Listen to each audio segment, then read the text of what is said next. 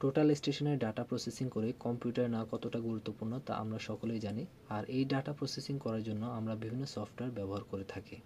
এর আগে আমরা দেখেছি কিভাবে SWDTM সফটওয়্যারের মাধ্যমে ডাটা প্রসেসিং করতে হয়। আজ আমি আপনাদের দেখাবো কিভাবে কলিডা সফটওয়্যারের মাধ্যমে টোটাল স্টেশনের ডাটা প্রসেসিং করতে হয়।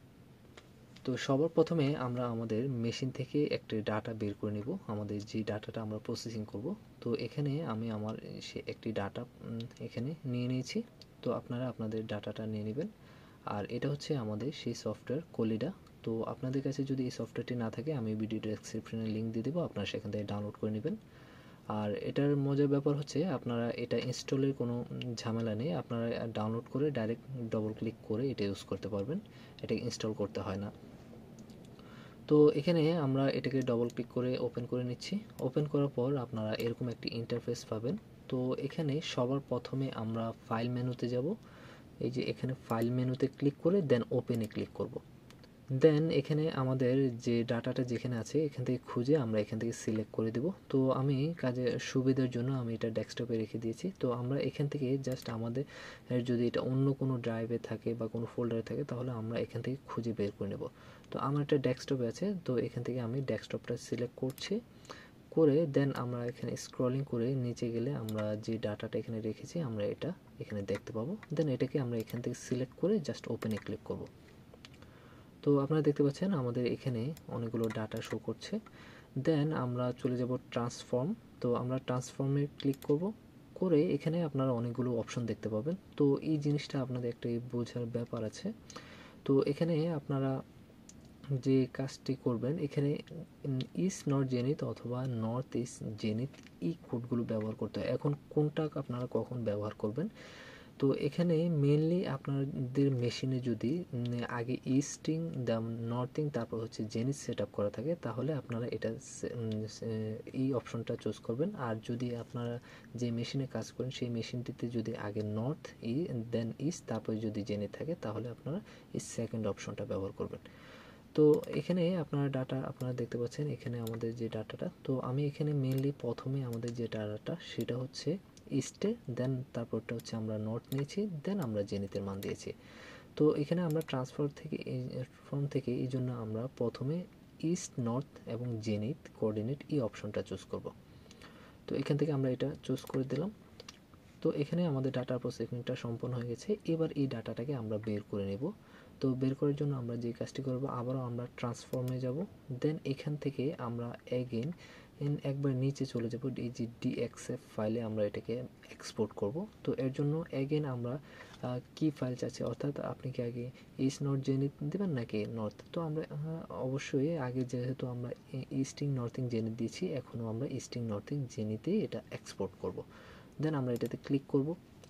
ক্লিক করলে আপনার এখানে বলবে যে আপনি এই ফাইলটা কোথায় সেভ করবেন। তো আমরা এখানে ডিফল্টভাবে ডেস্কটপে সেভ করব। দেন আমরা এখানে দিচ্ছি ধরুন টোপো, ঠিক আছে, টোপো দিয়ে দেন আমি এখানে সেভ দিচ্ছি। তো এখানে আপনারা দেখতে পাচ্ছেন যে সাকসেসফুলি ট্রান্সফর্ম 71 পয়েন্টস। তো আমরা এখান থেকে ওকে প্রেস করব। তো ওকে প্রেস করলে এখন আমরা এই যে ডেস্কটপে টোপো নামে একটি DXF ফাইল দেখতে পাচ্ছি।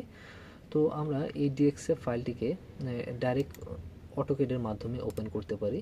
তো এখানে আমরা যে আমাদের ডাটাটা খুঁজে যদি না পাই তাহলে আমরা কিবোর্ড থেকে যা জেড এন্টার এন্টার প্রেস করব, তাহলে আমাদের যে ডাটাগুলো আছে সেটা আমাদের স্ক্রিনের সামনে শো করবে।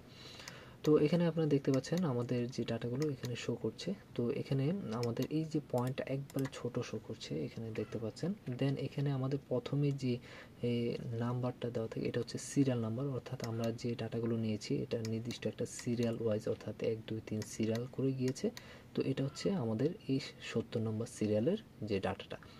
দেন আমাদের যে সেকেন্ড অপশনটা এটা হচ্ছে আমাদের এর যে কোড, অর্থাৎ যে অর্থাৎ 70 পয়েন্টের যে ডাটাটা আমরা যে নামে সেভ করেছি এই নামটা এখানে শো করছে। দেন লাস্ট যেটা এটা হচ্ছে আমাদের এলিভেশন। তো এখন আমরা যে কাজটা করব, আমরা এখানে আমাদের পয়েন্টসটা একটু হাইলাইট করব। তো পয়েন্টসটা একবারে ছোট দেখা যাচ্ছে না, তো এর জন্য আমরা ফরম্যাট থেকে পয়েন্ট স্টাইল এখানে যাব, অথবা কিবোর্ড থেকে পি টাইপ লিখেও আমরা এন্টার দিলে এটা চলে আসবে। দেন এখান থেকে আমরা দেখেন এখানে ডট দেওয়া আছে, তো আমরা ডট না দিয়ে এখান থেকে যে কোনো একটা পয়েন্টস ব্যবহার করতে পারি। তো আমি এটা ব্যবহার করছি। দেন এখান থেকে set size in absolute unit এটা চুজ করব। দেন এখান থেকে সাইজটা আমি 0.5 দিয়ে দিচ্ছি। 0.5 দিয়ে এখানে ওকে প্রেস করে দিলাম। তাহলে আপনারা দেখতে পাবেন আমাদের যে পয়েন্টসটা এটা হাইলাইট হয়ে গেছে। তো আপনারা চাইলে কিন্তু এই পয়েন্টসটাকে কালার চেঞ্জ করতে পারবেন। যেমন এই পয়েন্টসের কিন্তু আমাদের আলাদা একটা লেয়ার তৈরি হয়ে গেছে। তো আমরা যদি লেয়ার অপশনে যাই তাহলে এখানে দেখবেন যে এই যে পয়েন্টস নামে একটা লেয়ার তৈরি হয়ে গেছে। তো আমরা এই পয়েন্টসটাকে একটি কালার দিয়ে দেবো। এখান থেকে আমরা এই কালারটা এখানে চুজ করে দিয়ে দিচ্ছি। দেন আমাদের প্রত্যেকটা পয়েন্টসের কালার চেঞ্জ হয়ে গেছে। তো এখন আমরা এই পয়েন্টসটাকে লক করে দেব যাতে এটা আমাদের এখান থেকে মুভ না করে, কারণ আমাদের এই যে পয়েন্টসগুলোকে আমরা মুভ করে স্থানান্তর করব, যার কারণে আমাদের এই পয়েন্টসগুলো লড়ার সম্ভাবনা থাকে, যার কারণে আমরা এটাকে লক করে দেব। তো লক করার জন্য এগেন আমরা লেয়ারে যাব। লেয়ার থেকে আমরা এই যে দেখতে পাচ্ছেন পয়েন্টসের পাশে একটি লক আইকন আছে, তো আমরা এটাতে প্রেস করলে দেখবেন যে এটা লক হয়ে গেছে। এখন আমি যদি কার্সরটা এর উপরে রাখি তাহলে এখানে একটি লক আইকন দেখতে পাবো। তারপর এখানে আমরা যে ডাটাগুলো দেখতে পাচ্ছেন এগুলো কিন্তু অনেক বড়, তো যার কারণে এই যে দেখতে পাচ্ছেন আমাদের এই জায়গাটা কিন্তু বুঝতে সমস্যা হচ্ছে টেক্সটের কারণে। তো এই যে বুঝতে সমস্যা হচ্ছে এটা আমরা কি করব, এই প্রত্যেকটা টেক্সটকে আমরা স্মল অর্থাৎ স্কেল করে ছোট করে নেব। তো এর জন্য আমরা যে কাজটি করব, আমরা এই যে টেক্সটটাকে সিলেক্ট করে মাউসের রাইট বাটন ক্লিক করব। দেন এখান থেকে সিলেক্ট সিমিলার প্রেস করলে আমাদের এই টাইপের প্রত্যেকটা টেক্সট আমাদের একসাথে সিলেক্ট হয়ে যাবে। অথবা আমরা চাইলে কিবোর্ড থেকে কন্ট্রোল এ প্রেস করে সবগুলোকে একসাথে সিলেক্ট করতে পারি, করে দেন মাউসের রাইট বাটন ক্লিক করব, করে একবার নিচে প্রপার্টিস নামে একটা অপশন পাবেন, আপনার এই অপশনটিতে সিলেক্ট করবেন। করার পরে একবার উপরে আপনি দেখতে পাবেন যে অল সিলেক্ট করা আছে, তো আমরা অল না এর উপর ক্লিক করে আমরা এখান থেকে জাস্ট টেক্সটটা সিলেক্ট করে দেব। তো এখান থেকে টেক্সটটা সিলেক্ট হয়ে গেছে। দেন আমরা এই টেক্সট অপশনের থেকে এই যে টেক্সট হাইটটা আমরা চেঞ্জ করে দেব। তো এখানে 1 দেওয়া আছে, আমরা এখান থেকে 0.4 দিয়ে এন্টার প্রেস করি, তাহলে আমরা দেখতে পাবো যে এখানে যে টেক্সট হাইটটা এটা ছোট হয়ে গেছে।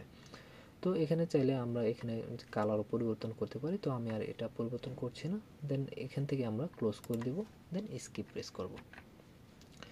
তো এটা আমাদের ছোট হয়ে গেছে। তো আপনারা চাইলে আরও ছোট করতে পারেন, যেমন আমি আবারও এগেন এটা সিলেক্ট করে মাউসের রাইট বাটন ক্লিক করে সিলেক্ট সিমিলার, দেন মাউসের রাইট বাটন ক্লিক করে প্রপার্টিস, তারপর এখান থেকে টেক্সট ওইটা আমি এবার 0.2 করে দিচ্ছি, এন্টার, দেন ক্লোজ, তাহলে আরও ছোট হয়ে গেছে।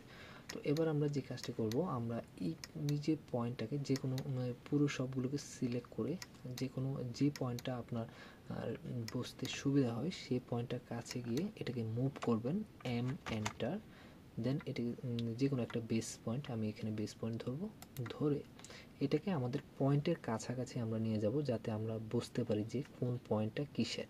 তো এখন এই পয়েন্টটা আমরা চাইলে এইভাবে রাখতে পারি, অথবা আমি যে কাজটি করব, আমি এই পয়েন্ট যে টেক্সট আছে অর্থাৎ এই পয়েন্টের যে নেমটা আছে ওই পয়েন্ট বরাবর ওই নেমটা রাখার চেষ্টা করব, তাহলে আমরা সহজেই বুঝতে পারবো যে এটা কিসের পয়েন্ট।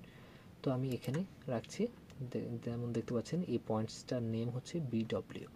তো একইভাবে আমরা যদি এখন সবগুলো দেখি তাহলে আমরা দেখতে পাবো যে আমাদের প্রত্যেকটা পয়েন্ট বরাবর আমাদের পয়েন্ট নেম শো করছে। তো ভিউয়ার্স, আশা করি আপনারা বুঝতে পেরেছেন। তো এইভাবে আপনারা খুব সহজেই এই কলিডা সফটওয়্যার মাধ্যমে আপনারা এই ডাটা প্রসেসিংটা সম্পন্ন করতে পারেন। তো আজকে এ পর্যন্তই, সকলে সুস্থ থাকবেন, আল্লাহ হাফেজ।